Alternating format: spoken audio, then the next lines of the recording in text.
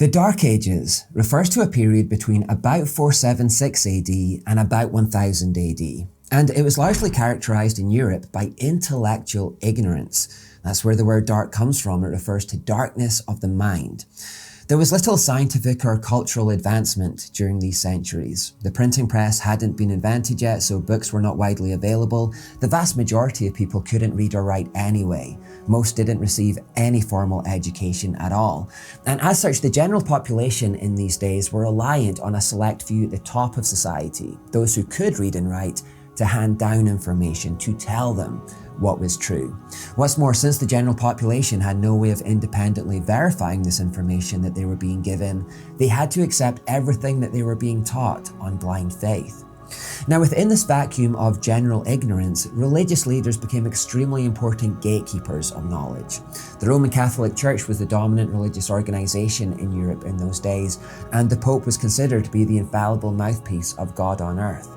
The clergy who worked within the organization were some of the very few in society who had received a formal education. Not only could they read and write, both in English and in Latin, but they also had the luxury of access to books, something that most people didn't have. Therefore, the clergy became highly revered and depended upon for their knowledge and their wisdom. And indeed, whatever the priest taught the people was taken as gospel truth, and certainly whatever the Pope decreed also went unchallenged. In fact, so powerful was the Catholic Church in those days that even the kings and queens of Europe bowed the knee to the Pope. Kings and queens may have reigned over temporal kingdoms, but the Pope was the gatekeeper of an eternal kingdom. He imposed his will on monarchs by explaining that if they displeased him, he would excommunicate them from the church, thus effectively banishing them from heaven itself and denying them eternal life. So as you can see, the Catholic clergy wielded a huge amount of power in those days, and indeed they quickly became corrupted by all of this unfettered power. As the Dark Ages developed, the priests realized that they could use the people's ignorance to their own advantage for their own selfish purposes. Indeed, they discovered they could tell the masses almost anything and have it be believed. Therefore, they began twisting the truth for their own selfish ends. For example, they told the people that forgiveness of sins could be bought with money. Johann Tetzel, a Roman Catholic friar, said, "As soon as a coin in the coffer rings, the soul from purgatory springs." Purgatory itself was an invention of Catholicism with no biblical origin whatsoever. And it said that imperfect dead souls would stay in limbo somewhere between heaven and hell until the priests were given some money. And only after this payment would he say a few words that would open up the gate to eternal life. None of this has any biblical foundation at all, of course, and in fact it runs contrary to the Bible. But without a means of fact-checking, without a means of reading the Bible for themselves, it became a very profitable racket for the priests. The population would hand over huge sums of money in the hope that it would smooth a dead relative's, or indeed their own, path to heaven. The Catholic Church soon became exceedingly rich by such deceptions, and the clergy soon realized that scientia est potentia, knowledge is power. If they controlled what people knew, they controlled what people did. The populace could be bent and shaped and controlled according to their own will and purposes. Now, into this vacuum of ignorance, you can imagine that many other fanciful ideas took root as well, and they certainly did. Superstitions were rife. There was a lot of mysticism and quackery, especially in the medical field. Tall stories abounded, fear controlled. That's often what the Dark Ages became known for. It wasn't all bad, of course, and there was some beauty in that era as well, and certainly people today are beginning to revisit and reevaluate what that era was all about. But whatever social problems they had, whether it be poverty, bad hygiene, disease, violence, corruption, or inequality, they largely stemmed from a lack of understanding. They stemmed from ignorance. Indeed, life in those times tended to be short and relatively unpleasant. During this period in Europe, the average life expectancy was only around 30 to 35 years. But then gradually came the Enlightenment. I say gradually because although the Enlightenment happened quite specifically in the middle of the 17th century, the event that made it possible, or inevitable even, actually happened around 200 years beforehand, and it was the invention of the printing press. Once the printing press came along, the events of the Enlightenment were inevitable, but it took 200 years for the implications of that invention to be realized. You see, from that moment in 1436, literacy levels began accelerating in Europe quite rapidly, doubling on average every century, and the cost of sharing information through books and pamphlets began falling rapidly as well.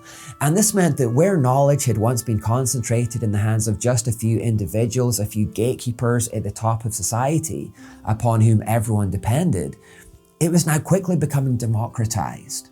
Soon, the majority would be able to read and write for themselves. Soon, the majority would have first-hand access to books. Soon, they would even be able to share their own ideas through the written word. They would be able to write their own pamphlets and books and share and understand and debate and think for themselves.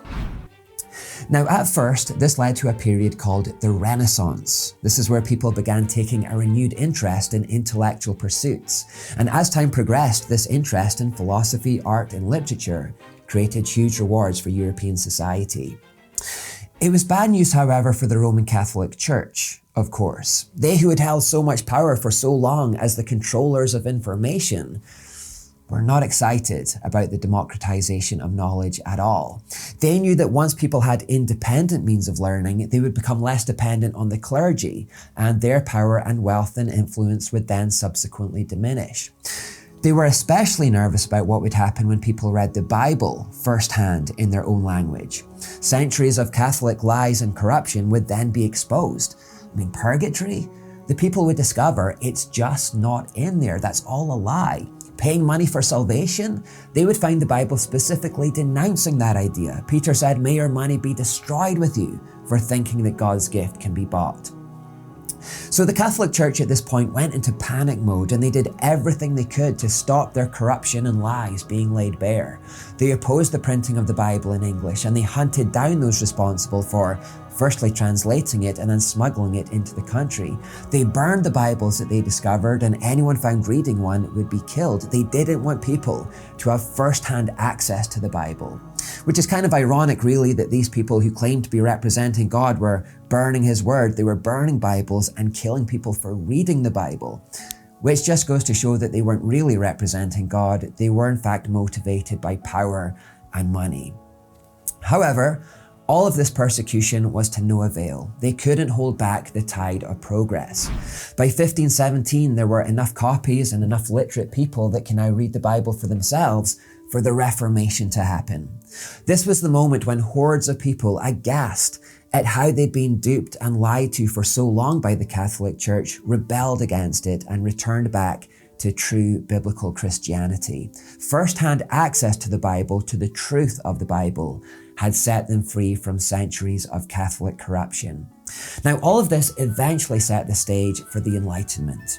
By the 1600s, a highly educated intellectual class had emerged in Europe, and they surmised that since ignorance had been the cause of so many of society's problems in the Dark Ages, knowledge must then surely be the cure. What we need, above everything else, they thought, was education. That would fix everything. That would fix all of society's problems. So this indeed became the primary goal of the Enlightenment, to pursue knowledge and facts and truth and reason and science. These were the only things that matter now to the Enlightenment thinker. Indeed, the time also became known as the Age of Reason. And since the mind is the part of the human body that we use to reason, the mind almost became deified at this time. The mind was the arbiter of all truth. It was the final word on all reality. The French philosopher René Descartes famously said in 1637, "Cogito ergo sum," or in English, "I think, therefore I am." This sentence summed up the Enlightenment philosophy. It's man's ability to reason that assures him of his own existence, and therefore it's his ability to reason about the world around him that assures him of its existence as well. Something is real as soon as you can reason that it's real. If something cannot be explained by reason alone, by the mind alone, then it doesn't exist and should be rejected and thrown out. Now, there was a sense of excitement and anticipation at the dawn of this new era, a sense of adventure even. Who knew what wonderful advancements would lie ahead as we began to comprehend the secrets of the universe? As we journeyed from the darkness of ignorance to the light of knowledge, the future seemed full of bright and wondrous things. We would gradually unlock all the secrets of nature until a perfect understanding of all things was eventually achieved. And when they reached full enlightenment, so to speak, then maybe even a kind of utopia might emerge, a perfect world, a perfect society. And it makes a certain amount of sense. I mean, once they knew everything about anatomy, hygiene, and biology, then surely they could create a society of perfect health. No longer would people live to the mere age of 35, but for much, much longer, maybe even forever. Once they knew everything about psychology and sociology, then surely they could create a perfect form of government and all oppression and tyranny would cease. Once they knew everything about chemistry, they could devise everlasting forms of energy. Once they knew everything about economics, they could devise a perfect financial system, and all inequality and poverty would be extinguished forever. All that was required to achieve this perfect society was surely the truth. Knowledge, fact, science, reason, that's all we needed to create a perfect world. So that's what the modern era became defined by this pursuit of knowledge. And over the next few centuries, there was indeed this explosion of scientific and technological advancement. There were huge leaps forward in the realms of mathematics, physics, biology, and astronomy, to name just a few disciplines. It was the age of discovery as well. Famous explorers, inspired by the spirit of the age, traversed the planet in the quest for knowledge and answers. They found new materials and they uncovered unknown civilizations. There was a romance in it as well. Young kids would dream about becoming explorers who would spend their lives mapping the world and charting new animal species, finding new lands and meeting new tribes and finding new plants, all of these hidden secrets. And every time a new mystery was unlocked and brought within the comprehension of the human mind, things that once seemed impossible slowly began to seem possible. By the time the 19th century had given way to the 20th, the progress had truly been astonishing. The Industrial Revolution after 1760 in particular had caused this sudden surge in our technological evolution. The truth uncovered in these times meant that we can now build vast bridges over previously impassable bodies of water.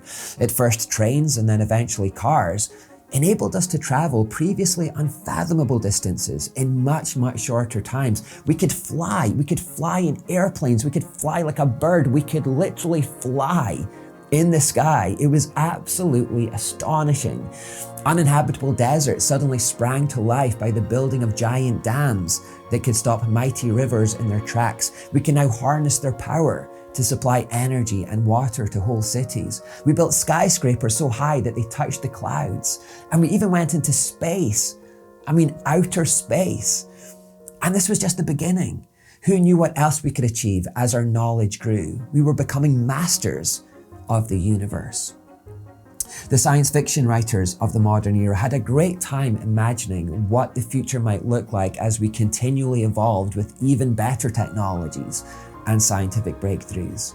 Living in bubble cities under the oceans perhaps, farming on desert land maybe, colonizing new planets in outer space, flying cars maybe, robot servants, time travel, clean, free, everlasting sources of energy, maybe even immortality.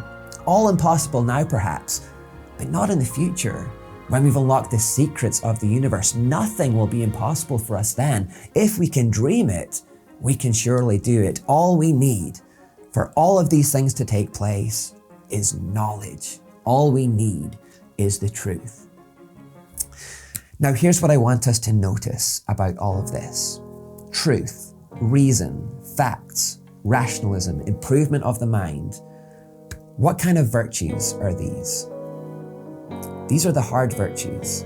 The modern era was created, defined, and characterized primarily by the pursuit of the hard virtues.